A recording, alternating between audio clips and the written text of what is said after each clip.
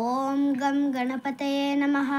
ವಕ್ರತುಂಡ ಮಹಾಕಾಯ ಸೂರ್ಯಕೋಟಿ ಸಮಪ್ರಭ ನಿರ್ವಿಘ್ನಂ ಕುರು ಮೇ ದೇವ ಸರ್ವಕಾರ್ಯೇಷು ಸರ್ವದಾ. ಓಂ ಗುರುಭ್ಯೋ ನಮಃ. ಹರಿ ಓಂ. ಹಯಗ್ರೀವ ಮಂತ್ರ.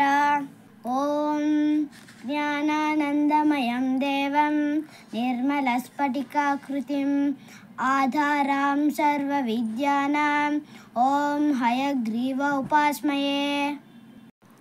ಇದು ನನ್ನ ಒಂದು 6 ವರ್ಷದ ಮಗ ಒಂದು ಮಂತ್ರ ಪಠಣೆ ಮಾಡಿದ್ದು. ಇದನ್ನು ನಾವು ಪ್ರತಿ ಒಂದು ಗುರು ಪುಷ್ಯಾಮೃತ ಯೋಗ ಇದ್ದಾಗ ಇದನ್ನು ಖಂಡಿತವಾಗಿ ಪ್ರತಿದಿನ ಅವನ ಕೈಲಿ ಆವತ್ತಿಂದ ಪಾರಾಯಣ ಮಾಡಿಸ್ತೀನಿ. ನೀವು ಕೂಡ ನಿಮ್ಮ ಮಗನಿಗೆ ತಪ್ಪದೆ, ನಿಮ್ಮ ಮಕ್ಕಳಿಗೆ ತಪ್ಪದೆ ಈ ಮಂತ್ರವನ್ನು ಪಠಣೆ ಮಾಡಿಸಿ.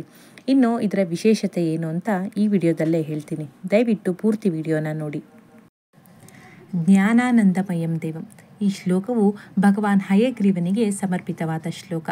ಈ ಶ್ಲೋಕವನ್ನು ಪಠಿಸುವವನು ಶಿಕ್ಷಣದ ಒಂದು ನಿಜವಾದ ಜ್ಞಾನವನ್ನು ಪಡೆಯುತ್ತಾನೆ.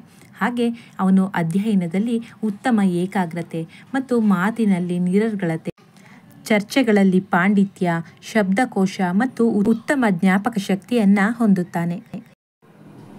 ಹಯಗ್ರೀವ, ಹಯವಧಾನ ಅಂತ ಹೇಳ್ತಾರೆ. ಇದು ವಿಷ್ಣು ಅವತಾರದ ಒಂದು ದೇವರು. ಇದು ಕುದುರೆ ಮುಖದ ಒಂದು ಅವತಾರವನ್ನು ಹೊಂದಿದ್ದಾರೆ. ಹಾಗೆ ಅವರು ಜ್ಞಾನ ಮತ್ತು ಬುದ್ಧಿವಂತಿಕೆಯ ಸಾಗರ. ಅಲ್ಲಿ ಬ್ರಹ್ಮ ಮತ್ತು ಸರಸ್ವತಿ ದೇವಿಯು ನೆಲೆಸಿರುತ್ತಾರೆ. ಅವನು ವೇದದ 4 ರೂಪಗಳು, ಅಂದರೆ ಋಗ್ವೇದ, ಯಜುರ್ವೇದ, ಸಾಮವೇದ ಮತ್ತು ಅಥರ್ವ ವೇದಗಳ 4 ರೂಪಗಳು. ಅವನನ್ನು ಜ್ಞಾನ ಮತ್ತು ಬುದ್ಧಿವಂತಿಕೆಯ ದೇವರು ಎಂದು ಪೂಜಿಸಲಾಗುತ್ತದೆ.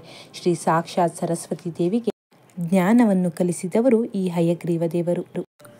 ಇನ್ನು ಹಯಗ್ರೀವನನ್ನು ಪುರಾಣಗಳಲ್ಲಿ ಮಧು ಮತ್ತು ಕೈಟಭ ಎಂಬ ರಾಕ್ಷಸರಿಂದ ವೇದಗಳನ್ನು ರಕ್ಷಿಸಲು ಮತ್ತು ಬ್ರಹ್ಮನಿಗೆ ಮತ್ತೆ ಕಲಿಸಲು ಹೇಳಲಾಗಿದೆ.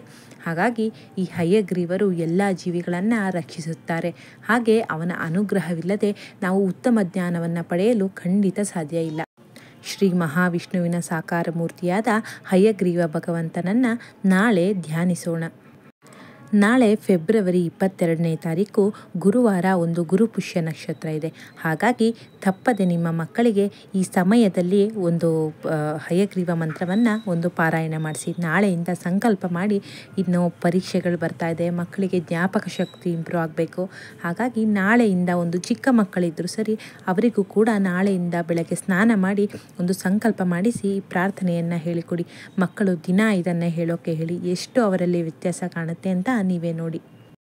ನಾಳೆ ಗುರುಪುಷ್ಯ ನಕ್ಷತ್ರದ ಸಮಯ ಬಂದು ಬೆಳಗ್ಗೆ 6:58ರಿಂದ ಸಂಜೆ 4:43ರವರೆಗೆ ಇರುತ್ತೆ. ನೀವು ಬೆಳಗ್ಗೆ ಮಕ್ಕಳಿಗೆ ಸ್ನಾನವನ್ನು ಮಾಡಿಸಿ ಸ್ಕೂಲಿಗೆ ಹೊರಡೋಕ್ಕೆ ಮುಂಚೆ ಇದೊಂದು ಪ್ರಾರ್ಥನೆಯನ್ನು ಮಾಡಿಸಿ. ಇನ್ನೂ ಹೆಚ್ಚಿನ ಮಾಹಿತಿಗೆ ಚಾನೆಲ್ನ ದಯವಿಟ್ಟು ಸಬ್ಸ್ಕ್ರೈಬ್ ಮಾಡಿ. ಧನ್ಯವಾದಗಳು.